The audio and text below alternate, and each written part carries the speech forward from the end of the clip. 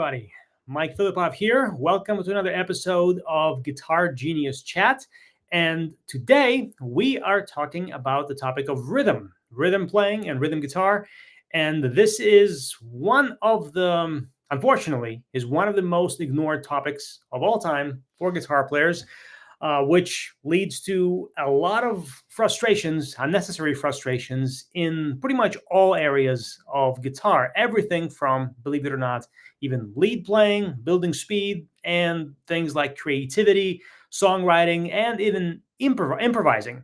And so you will see as we go through this episode, there's a lot of ways that rhythm is actually a lot more fun to practice than many guitar players realize.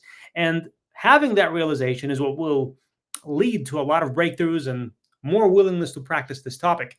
And so to help me discuss and dive into this, I brought on a special guest, a good friend of mine, a rhythm guitar teaching expert, Mr. Brian Fish. Let me see. There we go. Hey, Brian. How are you doing? Thanks for having me. Awesome.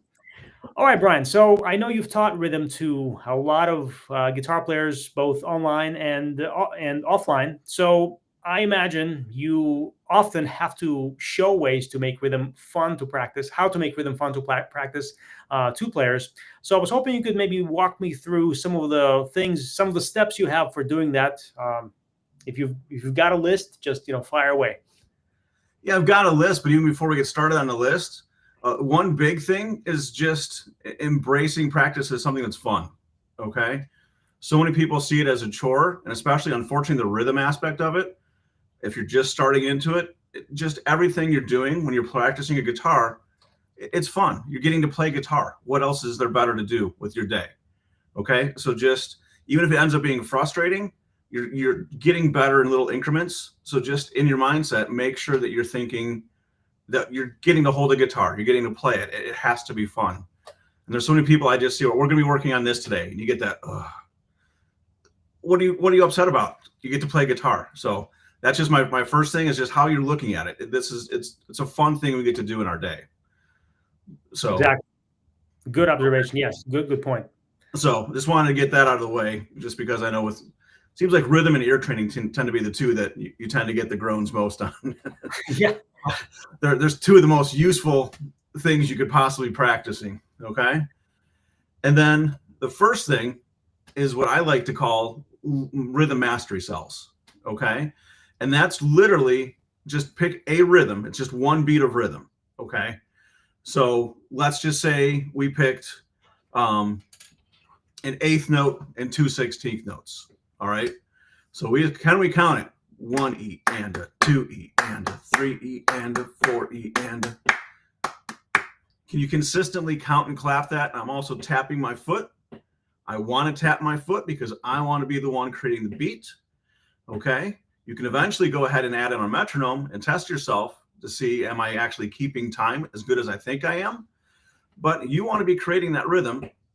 And once you can clap and count a rhythm like that, 1 and a 2 and a 3 and a 4 and a, then you really want to start thinking in layers. So can I take that and can I just strum it, or can I just play with one note would be the easiest layer? Can I just go?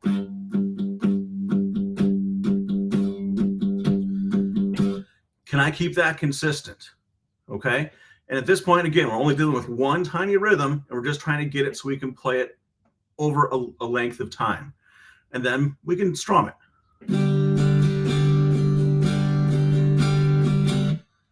Okay. Or you can do power chord. Not exactly the best guitar tone for that, but you get the idea. Okay. So now we played with that one little rhythm mastery cell. And what you want to do is, can you move on and can you make a variation on that? Since we're in the 16th note family, let's go ahead and stay with that. So can I now let's just say flip that. So now we're going to put the 2/16 notes up front and the 8th note in the back. So now we have this 1 E and 2 E and 3 E and 4 E and 1 E and 2 E and 3 E and 4 E and. Okay. So I've done that pretty consistently away from my guitar, which is huge. You can practice rhythm anywhere. And then can I take that to the guitar? I'm just going to go ahead and strum it now. So can I go 1 E and 2 E and 3 E and 4 E and 1 E and 2 E and 3 E and 4 E and. Okay? And then once I have those 2 mastery cells, now I've got different ways of mixing things up. And the more you play, like within the 16th note family, you don't want to just sit there and practice one rhythm over and over and over, because you're going to lose your focus. So what we want to do instead is, okay, I've got 2 things to play with now, and there's a whole lot I can do with just that. So can I take that and combine them with the first rhythm into the second? Can I go 1 and a 2 E and 1 and a 2 E and 3 and a 4 E and? Okay, sounding more interesting already. And then once you get that down, can you reverse that? Can I go 1 E and 2 and a?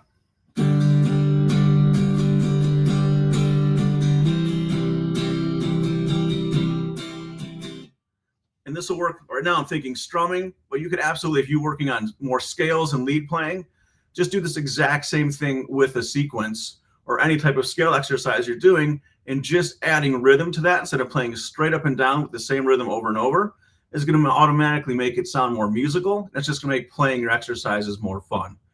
So do you do similar stuff like that with the people you work, Mike?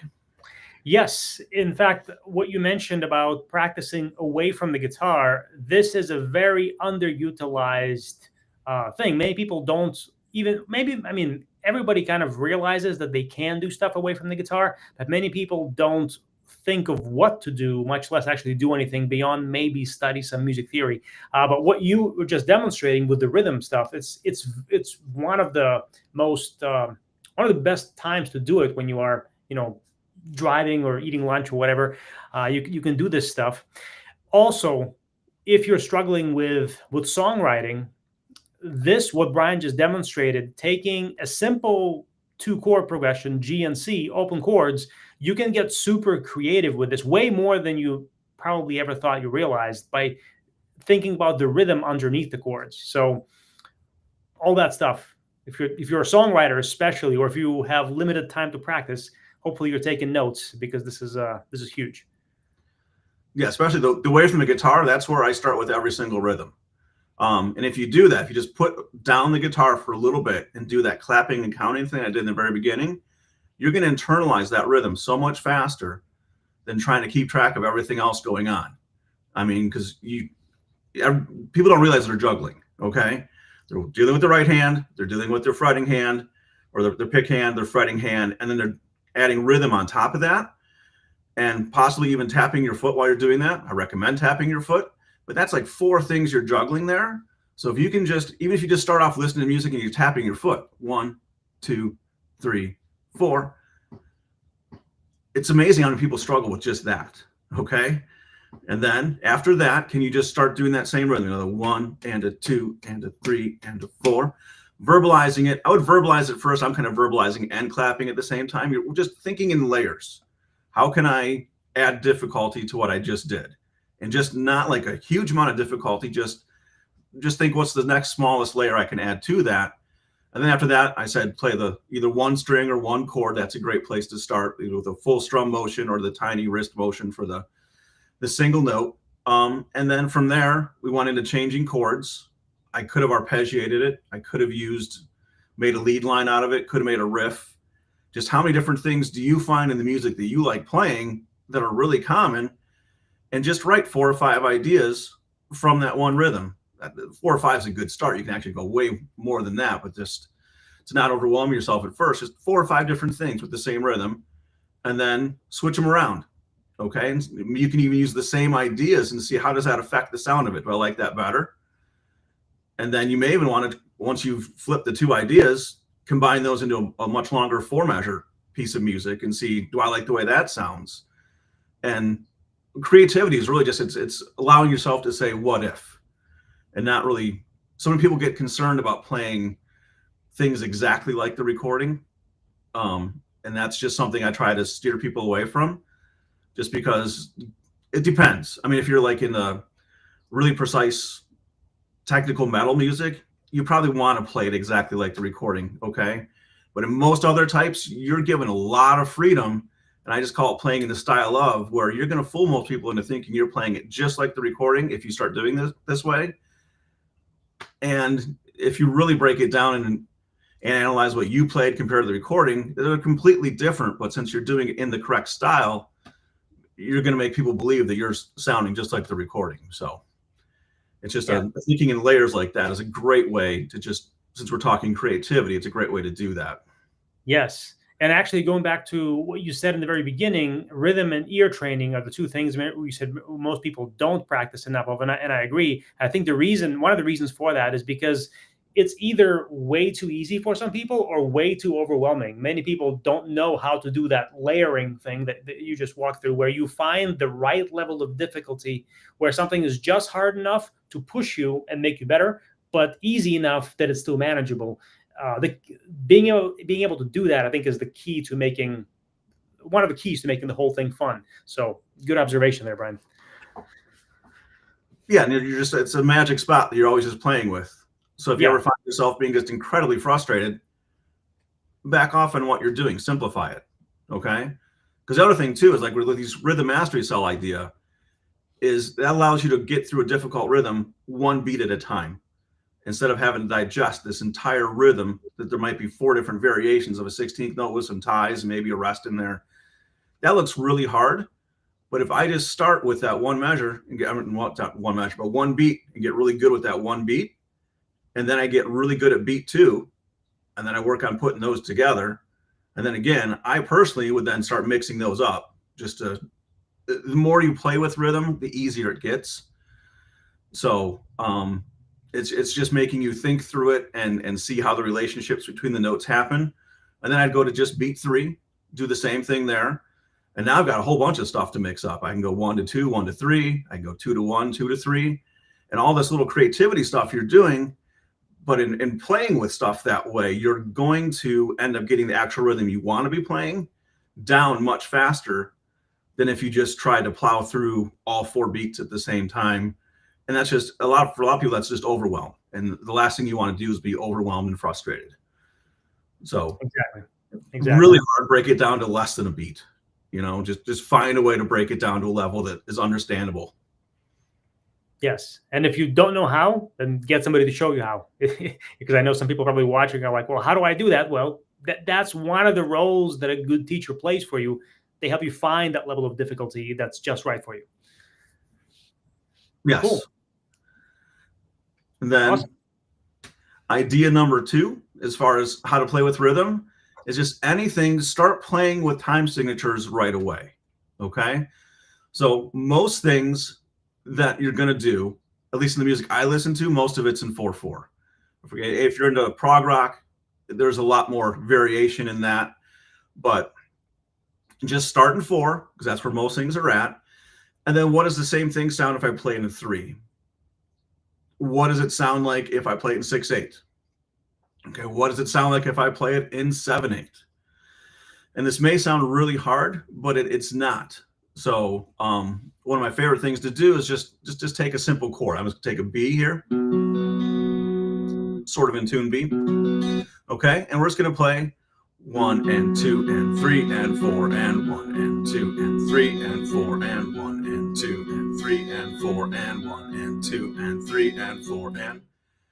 Okay, and again, if I was actually making a composition out of this, I'd probably start moving the bass note around, but right now this is just an exercise we're looking at. So to make that in 3/4, all I need to do is eliminate 2 of those notes. Okay, so 1 and 2 and 3 and 1 and 2 and 3 and 1 and 2 and 3 and 1, 2 and 3 and 1. And just by doing that and working on counting it, you're getting internalized what it feels like to play in 3/4. So when you hear that in a recording, you're going to recognize it, and you're going to be able to pull from your toolbox the things you need to do to play comfortably in 3/4. And then if you really want to push things, you can kind of go between those 2.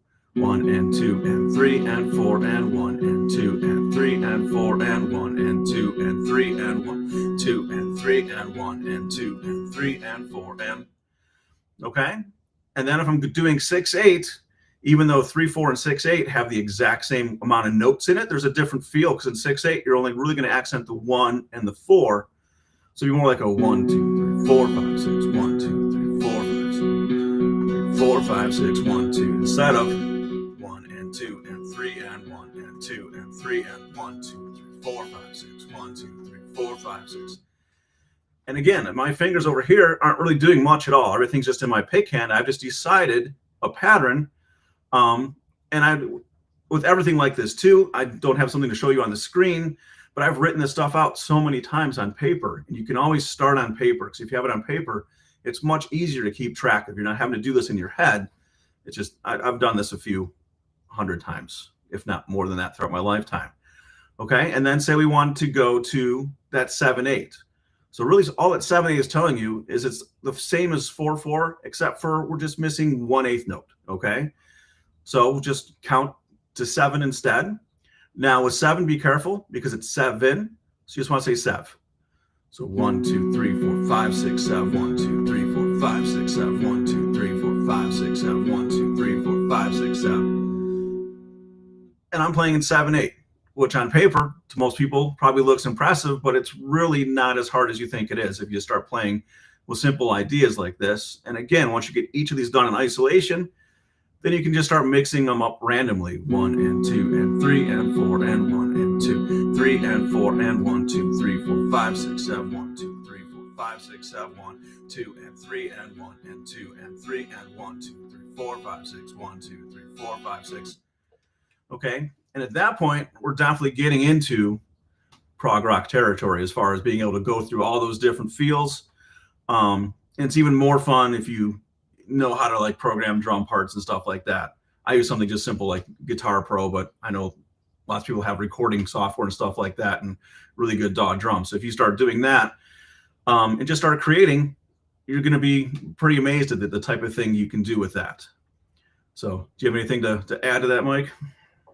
Yeah, well, everything you said, especially with mixing up time signatures, it brings up a concept that I teach to a lot of my students of just thinking ahead to the next thing. I find that even when we're talking about just technique and playing a scale sequence, some people struggle with remembering things because they're so focused on the current thing they're playing. But in the case of the time signatures, when you're mixing, let's say 7 and 4 and then 6, the key to doing this right, if you're struggling with this, is as when you're playing the 7 and your brain is already thinking, okay, I'm going to count up to 1, 2, 3, 4, 5, 6, 7. Don't start thinking about the next time signature too late. Start thinking earlier when you are in the 7 box. When you're counting out the 7, think about the next time signature you're going to shift to earlier, so that you're not caught by surprise, and then that what causes a lot of people to get off track and get off time. I'm sure you've seen this plenty of times, Brian. Yeah. One thing I just wanted to point out. Yeah, it's really the same idea as practice these in isolation first, and then don't start mixing all 4. Start mixing 2, and then from there, it becomes much easier. But I'm thinking almost a measure ahead. Oh, I think I'm going to switch to 3/4 next. Exactly.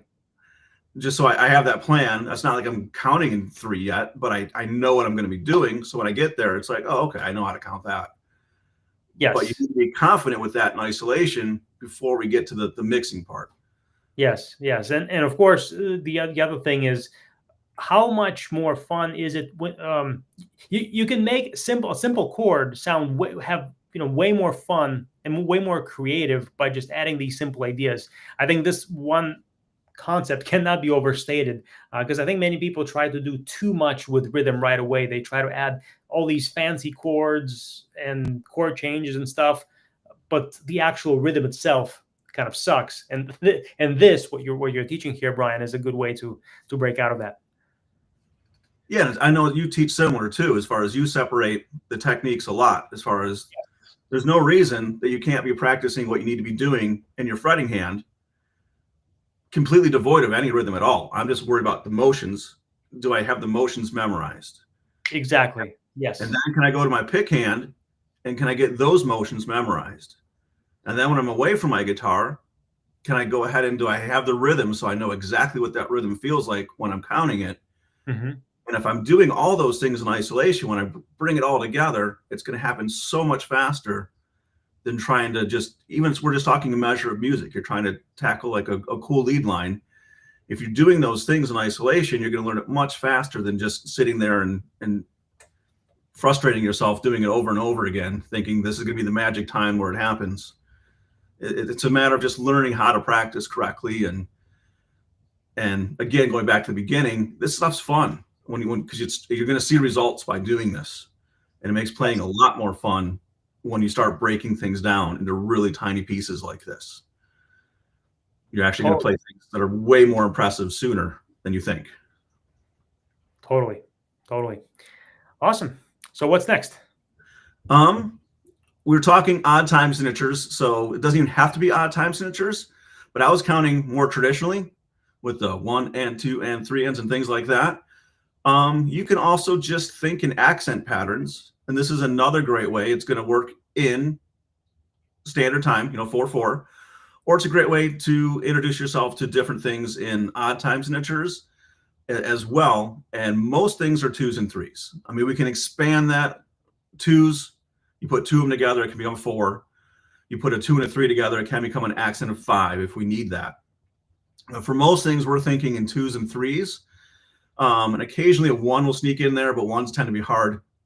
It's just a quick turnaround when you're doing that. So the most common one is always the 3-3-2. But anytime you see a pattern like that, and I was just could count that. 1, 2, 3, 1, 2, 3, 1, 2. And on that too, I'm making sure I hit on the 1s, I'm hitting the chord. And then in between, just to make sure it really stands out for you, 1, 2, 3, I'm hitting that root note just so it has a slightly different sound. 2, 3, 1, 2, 3, 1, 2, 1, 2, 3, 1, 2, 3, 1, 2. Okay, and then once you get that feel down, and that's by far the most common, you're going to hear that one a lot. But as long as we fill the measure, we're talking one measure of 4/4 here with those types of accents, you can do it in any order you want. So we can go a 2 and then 2 3s. 1, 2, 1, 2, 3, 1, 2, 3, 1, 2, 1, 2, 3, 1, 2, 3, 1, 2, 1, 2, 3, 1, 2. Let me slow it down a little bit. 1, 2, 1, 2, 3, 1, 2, 3, 1, 2, 1, 2, 3, 1, 2, 3. And then I'm hitting everything. Wait, if you don't want to hit everything, you don't have to either. Let's just only hit on the 1s. 1, 2, 1, 2, 3, 1, 2, 3, 1, 2, 1, 2, 3, 1, 2, 3, 1, 2, 1, 2, 3. Okay, and it sounds, at least to my ears, way harder than it really is once you break down and realize what I'm doing there. And then if we really want to go kind of crazy with it, let's put the 2s in the middle. This is probably the most uncomfortable of the bunch. We can go 1, 2, 3, 1, 2, 1, 2, 3, 1, 2, 3, 1, 2, 1, 2, 3, 1, 2, 3, 1, 2, 1, 2, 3. But the key to that too, I guess I should have pointed this out at the beginning, is I'm thinking with an 8th note subdivision the entire time. 1 and 2 and 3 and 4 and 1 and 2 and that nice steady tempo and that nice steady subdivision is going on in my head as I'm counting those 3s over it.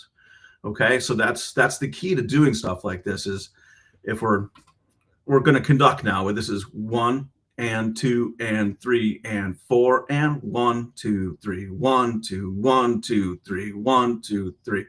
So it's that steady, make sure I'm centered here again, steady down up, okay? 1, 2, 3, 1, 2, 1, 2, 3. And if you just start doing that, again, I just took it away from the guitar to practice it. And so I make sure I have that feeling down before I take it to the guitar. And once you get that feeling down, it's so much easier to do that. So I guess if we backed it up, I just counted it. Since we're talking layers here, let's go ahead and take it to the next layer, which would just be this. 1, 2, 3, 1, 2, 1, 2, 3, 1, 2, 3, 1, 2, 1, 2, 3, 1, 2, 3, 1, 2, 1, 2, 1, 2, 3, 1, 2, 1, 2, 3.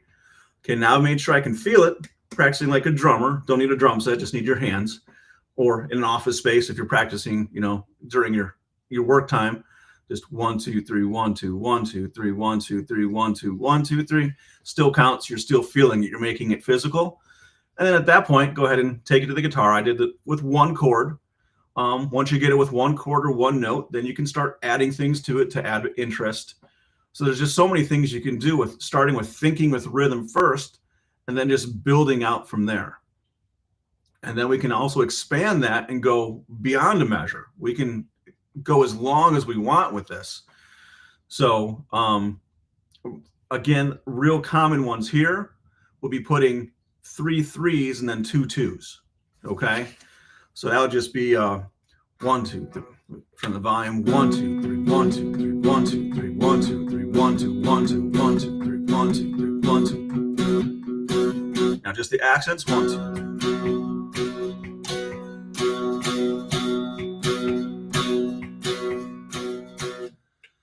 It's got a really cool sound to it, and it comes around every 2 measures.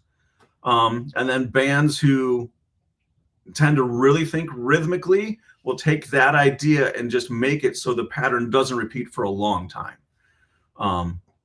And those are more like the math rock type bands. You'll still see that there's a lot of 2s and 3s in there.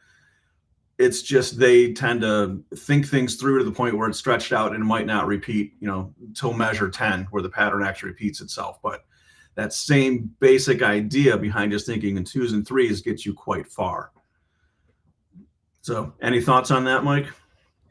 No, this is great stuff. I actually have a kind of a related question. What do you think of the idea of taking a song you like and just transcribing the rhythm of it, or actually no, transcribing the riff of it and identifying what the rhythm is, and then trying to play around with maybe changing the rhythm, but keeping the chords the same, or keeping the rhythm the same, but keeping making the change to the chords. I mean, maybe this is kind of similar to what you were saying earlier, not learning everything exactly like the record. But have you ever done anything like this, or stealing rhythms? Oh, absolutely. Yes, that's lots of fun. So, because if you just do a rhythm, it depends what we're talking about. Some rhythms you'll recognize, but let's just say I wanted to go.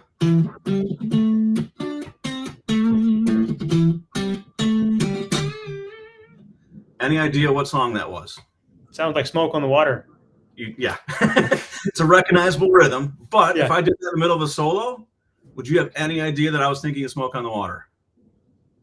Probably not. Probably not. Okay. Yeah. So you can do little goofy things like that and just see who's paying attention. Or you can, it's the little who's a musician in the room test, because the average listener is not going to catch that at all. They're going to go, okay, that sounded kind of cool. But yeah, you can just take any rhythm like that, and what can I do with it? Can I make a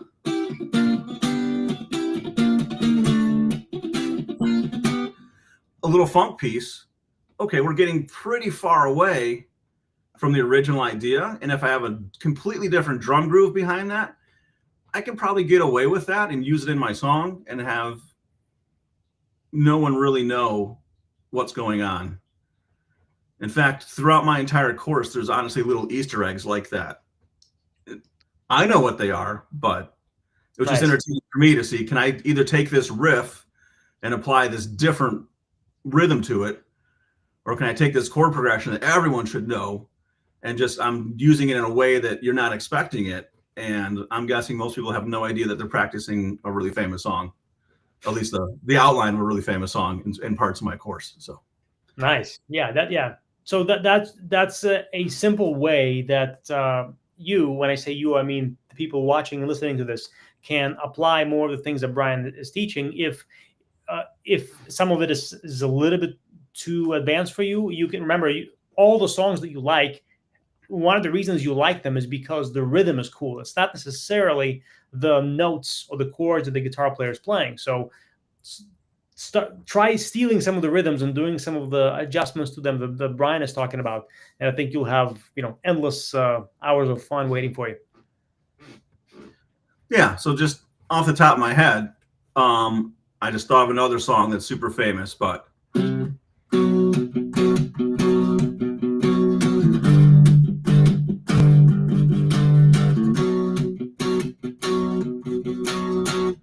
any idea what song that was? No, I did not know that one. I was thinking Hotel California as I was playing that. Really? Okay. So okay. You got da da da da da da da da da da. Yeah. Okay, I got you. Yeah. Okay. So yeah, you fooled me. There you go. Yeah, and the thing is, with rhythm, without notes adding to it, most rhythms, no one's going to have any idea where you got that from. Exactly. So they've actually done studies on this where without any pitches, they would like tap out the rhythm of like "Happy Birthday," and most people wouldn't have no idea what the rhythm is from. So yeah. Yeah, I think I made the mistake with my Smoke on the Water. I played the first 3 notes were the same interval, so I needed to change that up to mess you up. But That yeah. That might have what gave it away. But yeah, in general, it's hard. It's much harder to guess by making the adjustment in the notes, even if you keep the rhythm the same. So yeah, so there's hours of fun for you right there. Whatever song you already have down, play it wrong. You're allowed to ruin other people's songs. It's a whole lot of fun. Okay. yes. So, Or take a classic rock song, try to play it in 7/8, or mixed time signatures. It'll twist your brain, but it'll give you a lot of ideas you would never have come up with any other way. yes. Yeah, so many people, again, get all obsessed over playing it right. And I look at most songs as just a vehicle to mess around with. So Totally. it's a catchy song, so they've already done a good portion of the work for you. Now it's up to you. Sometimes you improve it a little bit, and other times you completely ruin it. But either way, it's worth doing the exercise. So I do that a lot, and it gets you really good too at playing in what I call in the style of, which is where technically everything you're doing would fit in that song. It's just it's not what they played, but you'll fool most people. And it's another form of what they call writing for the trash can, where you're not judging your ideas, you are just simply coming up with them, and then you decide, okay, maybe this whole idea kind of sucks, but there's a seed in it that could be kind of cool. Then you just extract that and you use it in your song. So there's no right or wrong way of doing this, in my opinion. Yeah, and it's good. I mean, again, I'd mentioned ruining songs. It's kind of that's a nicer way of giving yourself permission to suck. That's okay. Yeah. Okay. Yes. That's part of what practice is again, it's the what if. What if I do this? Sometimes it ends up being a really good idea, but to get to that one really good idea, there might have been 100 really bad ideas leading up to that. And that's fine. I mean, that's just part of the process. Just don't be afraid of the what if game. Funny you bring that up, the what if. I actually teach that exact concept using almost that exact term for technique. Because sometimes when you are getting completely off topic of rhythm for a second, when you're trying to work out the right technical motions for a lick that's too hard to play at the tempo, and you're not sure what to do, you ask yourself, what if I make this adjustment, move my hand more from the wrist or more from the arm, or angle the pick more this way or that way. You ask yourself these what if questions, and one of the ways is going to feel much easier than the other, and that's the one you want to then go all in on and do 10,000 repetitions to master it. It's the same idea, bringing it to rhythm. The same principle applies when it comes to creating musical ideas too. Yes, I saw in the comments too. Someone said they like to play "Stairway to Heaven" with the dust in the wind finger picking pattern. So, well, there you go. I have not tried that one. So when this is done, I'll be trying that because that sounds interesting. And again, it's a great way to do this too. Is take a rhythm from someone else's song and apply it to the chord progression from another song you like. There's just so many ways to go about doing this. If you start thinking this way, you're never going to run out of ideas to practice. And you're going to get really good at the things that you like because you're taking it right from the music you're listening to anyways. You're not having to go look for all this stuff to practice. It's right there, right in front of you. Exactly. Awesome. So what's next on your list, Brian? Okay. This one I consider fun. Not all my students have agreed with me on this one, but again, I just find practice fun. Okay. But you can take any rhythm, and then can I just pick one note out of that measure to play? Okay, so this is, again, keeping track of subdivisions. That's a big part of it. And you just want to get to the point, the beginning of everything you're ever working on, you're thinking a lot, okay? And we're always working towards stop thinking. And that's where playing by feel comes in, is you've worked on it so many times that you do honestly feel it, okay? So let's just say I want to play on the and of 2, and I'm thinking with eighth notes. So I'm going to be thinking 1 and 2 and 3 and 4 and 1 and 2 and 3 and 4 and 1 and 2 and 3 and 4 and 2 and 3 and 4 and let's just put it on now the and of 2 and the downbeat of 4. We can always start off with like 1 and just kind of work it through the measure. So let's do a little bit of that first. Let's just move it to now the and of 3. 1 and 2 and 3 and 4 and 1 and 2 and 3 and 4 and 1. 3 and 4 and 1 and 2 and 3 and 4 and. So now I'm just able to place that accent or that note anywhere within a measure. And I'm probably not going to make a song out of this, but it's just making my rhythm better, and it's making everything I play better because I'm understanding rhythm and I'm feeling it more in the pocket and in the groove. So now let's do on the and of 2 and the and of 3. 1 and 2 and 3 and 4 and 1 and 2 and 3 and 4 and 1 and 2 and 3 and 4 and. Okay, and then if we just move that back, we can now put it on 2 and 3. 1 and 2 and 3 and 4 and 1 and 2 and 3 and 4. 2 and 3 and 4 and. Okay, and then what if I do those back to back? So let's do the 2 and 3 first, and then the and on the second measure. Okay, and I don't have this written down, so I've got to keep this all in my head. So hopefully this goes well. So 3 and 4 and 1 and 2 and 3 and 4 and 1 and. Forgot what I just said. Let's start that again. 3, 4, 1 and 2 and 3 and 4 and 1 and 2 and 3 and 4 and 1 and 2 and 3, 4 and 1 and 2 and 3 and 4 and 1. Okay, and it's a little game you're playing, but again, it's thinking with subdivisions, and this works with any subdivision you're ever working on. Get really good at counting it, and now we're just having to only hitting one note instead of many notes. Tends to be a little bit harder for people at first, but it's a great way to force yourself to count. And there will be some patterns that you will find are just used all the time. The one that I find is used all the time is the one where you play on the 1 and then the and of 2.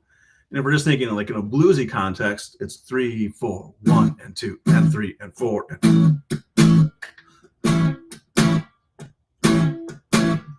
1 and 2 and 3 and 4 and 1 and 2 and 3 and 4 and 1 and 2 and 3 and 4 and 1 and 3 and 4 and 1 and 2 and 3 and 4 and 1 and 2 and 3 and 4 and 1 and 2 4 and 1. Okay, so that's actually taking that idea and then putting it into music and making it useful. And the cool thing about that one is that is the most common way to use it, but something about that spacing and that style of music, it's going to work anywhere. So let's go ahead and move that. So now I'm going to play it on the and of 1 and the downbeat of 3, and it's still going to sound pretty cool. So 1, 2, 3, 4, 1 and 2 and 3 and 4 and 1 and 2 and 3 and 4 and 2 and 3 and 4 and 1 and 2 and 3 and 4 and 1 and 2 4 and 1 and 2 and 3 and 4 and 1 and 2 and 3 and 4 and 1 and 2 and 3 and 4 and 1 3 and 4 and 1 and 2 and 3 and 4 and 1 and 2 and 3 and 4 and 1 and 2 and 3. And I'm probably not being nice here. I'm playing it at a fairly high tempo. So when you're starting off, it's okay if you're going 1 and 2 and 3 and 4 and 1, 2 and 3 and 4. And if that's too fast for you, just keep slowing it down until you can think. The whole thing is in the beginning, you have to think a lot for things to match up. So you just keep slowing things down until your brain can then process everything you're asking it to do. Okay, so if we need to, 1 and 2 and 3 and 4 and 1 and 2 and 3 and it's being willing to do something like that and just keep slowing it down until you find that spot where you can do it. That's going to allow you to comfortably do it at a high tempo. It just doesn't magically happen that way. So I guess I should have thought of that when I started demonstrating that, is to start at a slightly slower tempo, just for people who haven't really done that type of work a lot. So do you do anything similar there, Mike? Yes, well, especially with the slowing things down, that's a big part of what I teach. But slowing down is often misunderstood concept when it comes to technique, and the way you explained it when it's applied to rhythm is actually something that I wish more people would understand when it comes to technique, because oftentimes people think slow practice is just slowing down the metronome unnecessarily for the sake of it. But again, it's all about finding the right level, the right layer of difficulty where you're challenged just enough to push yourself and make yourself better, but still easy enough for you to do it and not fall apart completely. So just wanted to throw that in there as far as that's the purpose of slow practice when it comes to technique, just same way as Brian explained it when it's applied to rhythm. Yeah, and I wish I had videos of when I first learned this stuff, because it's ridiculous how slow I had to do some of these rhythms. And it's just a matter of do it that way for a little while.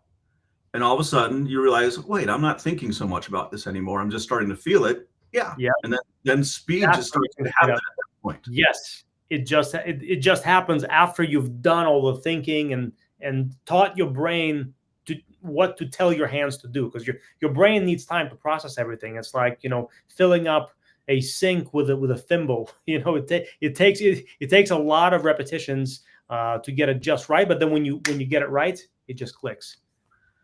Yeah, and then some days if I'm working on something really difficult, I'll pick up my guitar one day and just nothing's working. Okay.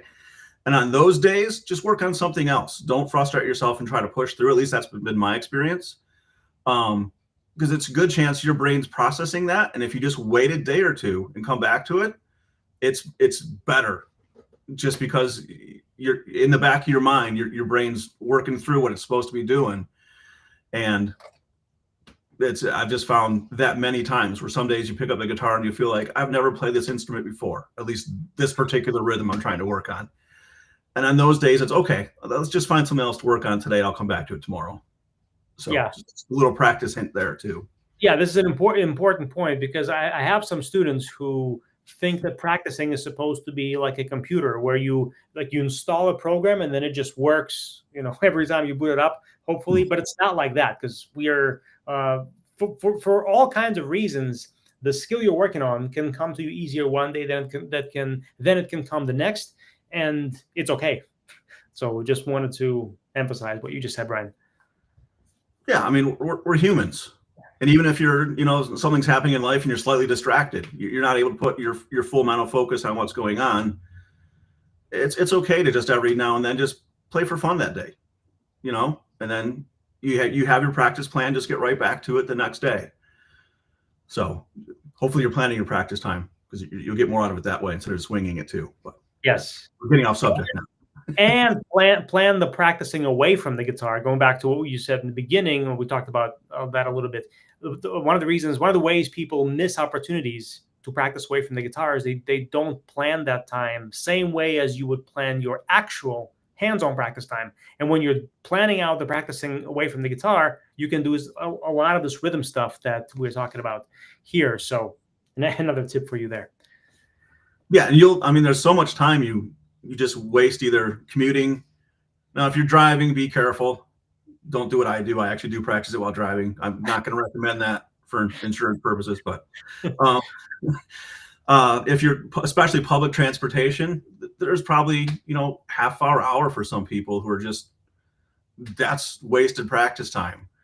Yes. And again, you don't have to be clapping and being loud about it. The whole just do this. You're feeling the rhythm. Can I get it? So I'm saying it in my head, and I'm doing this. And people might look at you a little bit funny, but that's okay.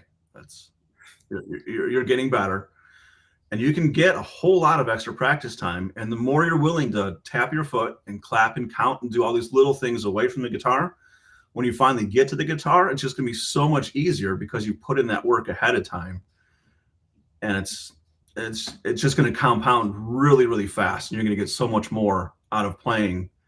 And everything you play sounds better when it's in time. I mean, you have to be in time. And if you're doing something rubato, it's got to be on purpose. Okay? Exactly. If you're pushing or pulling time, you want to be the one deciding to do that and just not have it happening accidentally, because that sounds really bad. So. Exactly right. Yeah, it applies to lead guitar as well, by the way, because oftentimes when people, especially when they're trying to play something fast, they do it at the expense of either being relaxed or being in time. And so that's why it's one of the core elements I teach when it comes to even building speed. Like, it has to be in time before it can be fast. Otherwise, you'll never be able to speed it up. So cool. Anyway, so what's next on your list? Okay. Well, we sort of covered it already, but it is transcribing rhythms from other people. So, and then we went through that and showed you exactly what you can do with that. But one of the easiest ways to do that is, again, this comes down to understanding your subdivisions. So if the fastest note you're hearing, and you're tapping our foot here, okay, 2, 3, 4, and the fastest note we're hearing is 1 and 2 and 3 and, okay. Now I know how to conduct that, okay? So I can use my finger. You can use a pencil if you want to do that instead, okay? What we're going to do is I would, on a piece of paper, put like 8 potential spots that something's happening. And then as you're conducting, did something happen there or did something happen there? 1 and 2 and 3 and 4 and, okay, something happened on that first downbeat. Put a little X there, any type of mark. Okay, and I went, okay, nothing happened there. So just leave that little spot blank. And if you just find this, if you keep doing this and you're playing it in time, next thing you know, you've got a measure of music transcribed, and then you've got a cool rhythm to work with. Because again, if you're transcribing, you're taking it ideally from something you like already. It's something you find catchy. So these are the rhythms you want to be working on and practicing anyways. So, and just doing that is going to make it so much easier. And it depends. Like, I actually play in cover bands more than I do my own music. Okay. So with that stuff, if it's a song I haven't played in a long time, I might on our set list just have the rhythm just notated really small next to it, just as a reminder of how I want to play that. And it at least gets me a start into that song. As far as, so I don't have to remember as much information, because depends on what type of band you're playing in. I mean, some bands play the exact same set list all the time, and then there's like all occasion type bands where you got just a set list that's huge. You're kind of reading off of lead sheets and stuff like that. And if you're in that type of situation, if you can just find a way to mark down the rhythm that you at least want to start that section with, and then you can, as you play, you can be able to put variations and things in there to keep it interesting. But in the beginning too, just getting into playing in general advice here, I guess. In the beginning, see how consistent you can get that one rhythm, okay? Once it's super consistent, unless it's absolutely called for, it's okay to start making slight variations. You don't want to go completely, off the reservation and do something crazy usually, but just putting in those slight variations, as long as you're feeling that same subdivision, is a great way just to start putting a little of your own personality of how you're feeling things in the moment into the song. And as long as you're keeping that basic subdivision going, you're going to be in the style of, and you're going to sell it to most people that you're playing the right thing. That you can of course add, practice accents and things like that, which is just picking one spot in the rhythm and hitting it a little extra hard or a little softer. All those little things you can do with it. But just being able to write down a rhythm speeds up the process. So if there's a solo you really want to learn how to play, since in the beginning we started talking about rhythm and ear training being the 2 spots that people tend to overlook the most, if you start by transcribing the rhythm, that's my favorite way to do things. I get the rhythm down, because then I know exactly how many notes need to fill in those spots. Then it makes transcribing things way easier, because I'm just not doing everything at once. So I'll actually layer that as well. So for me, I like starting with the rhythm, and then I'll just add one note at a time out of that transcription. And if you start doing that, find something really simple. Wonderful Tonight solo is a great one. It's not a really fast solo. There's actually a bunch of Tom Petty solos too that really aren't crazy fast, and they tend to be along one string. And if you happen to play for a church group or something, there's so many easy solos in that stuff. Great places to just start transcribing. I mean, don't start with the Yngwie solo, unless you have been doing this for a very, very long time, because there's just a lot of notes and a lot of speed there. So just start simple and just build again. And if you're not sure, if you don't want to do a solo, you can do simple melodies. I think Mike mentioned Happy Birthday. If we're doing that rhythm, get the rhythm down first and then add the notes on later. The kids songs, old church hymns, things like that, they're made to be catchy. They're made to be sung by everybody. Okay, we want it to be easy to sing, so those melodies tend not to be really difficult. They're not things to show off, they're things to get group participation in. So the melodies and the rhythms are not going to be incredibly hard. So those are all just great places to start. And then if it's like a 16th note rhythm, if again, here's our beat, and the fastest thing you're hearing is 1 E and a 2 E and a, then you just have to conduct faster. 1 E and a 2 E and a 3 E and a 4 E and a. Did an event happen on the down, or did an event happen on the up, or did nothing happen there? And then you just leave that spot blank. And for that one, you just mark 16 little lines and you fill it in. And then you can write the rhythm later and then add the notes on top of it. And there's just so much you can do that way. And you're really training your ear, and you're not running to guitar tab and hoping that someone else has got what you wanted to learn right. Because I'm not sure if most people know this, but most rock artists do not write down what they played. It's up to someone else sitting in their room somewhere to decide that I think this is what they played, and it's my best guess. And that's even the stuff you buy in the store.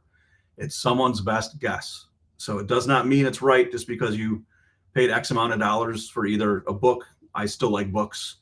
Or if you're paying for some type of online transcription service, it's someone's best guess. And you're kind of cheating yourself by not trying it first. So do you have anything to add to that, Mike? I think you pretty much hit the nail on the head with everything you said. I just also said don't rely on AI transcriptions for kind of the same reason. And plus, you want to have the skill. It's just a cool skill to have. I mean, not a lot of people can transcribe accurately by ear. And the better you are at it, not only is it more fun, and not only does it make everything more fun and easier, I mean, but you can also potentially make money doing it. So if that's something you're interested in doing, it's a very useful skill to have. Yes, and it's okay if, like I can tell you right now, I started learning stuff by ear mainly because of lack of resources, just because of my age, as far as what's available, as far as what I wanted to learn. So there was a few guitar magazines back when I started to learn. There was the neighbor who played slightly better than me. That was another resource. And other than that, it was just, wear out your cassette player, rewinding it over and over again, trying to figure out what was going on. And at that point in my playing, I would have swore to you that I had it exactly right. Then you come back to what you wrote down 5 years later, you're like, oh, okay. As with all skills, they get better over time. And it's just going to be, you're going to get closer and closer the more you do this, but you just need to start somewhere is where it's at. And it's okay if you look back in 5 years and you're like, oh my God, I can't believe I thought that's what was played. But that's where your ears and that's where your skills were at that time. And that's okay. That just means you've grown that much in that amount of time. Exactly. And oftentimes you don't know how much you've grown until enough time has gone by. Just like, when you wake up from day to day, you can't tell that you're growing, but then you look back at old photos of yourself, you're like 10 years younger, so you've come a long way. Same here. Awesome. So do you have more things on your list? No, we kind of covered it just in the conversation. All right. Well, this was the stealing rhythm, so we kind of did that earlier. So yeah, and there's lots of ways. Yes, and there's lots of ways to take someone else's rhythms, and I want to make sure, even though I think you made that pretty clear, Brian. But it's very easy, very tempting for people to think rhythm, it's just chords. But no, you can and should do this with solos. And the cooler the solos, oftentimes, the cooler the rhythms, because there's only so many notes you can play on guitar. But when you add all the different permutations of rhythm and, of course, phrasing too, then it gets into, exponentially cooler stuff you can do with just a simple number of notes. So make sure you don't overlook transcribing of rhythms to mean just riffs and chords. Solos is where a lot of the cool stuff is too. Yeah, sometimes just adding that to even just running a scale up and down makes that sound musical. Yeah. It no longer sounds like a scale exercise if you're running up and down. If you add a cool rhythm to that, all of a sudden you're making music. So yeah, a cool rhythm's a cool rhythm. Just take it and see what you can do with it. Yeah, for sure. Awesome. All right, Brian. So you have a resource for my viewers here. Let me pull it up while you tell everybody what it is. Okay, so this is a free video resource. It's 6 easy steps to learn, play any rhythm with perfect timing. And I walk you exactly through the steps. And there's a few more things in this video than what we covered today, but we covered some of them, which is, again, if you just simply start by tapping your foot along with something, you've accomplished something, okay? Then you add the next layer and the next layer and the next layer. And if you want to just see more about thinking in layers, this is a great resource, and I highly recommend you pick it up.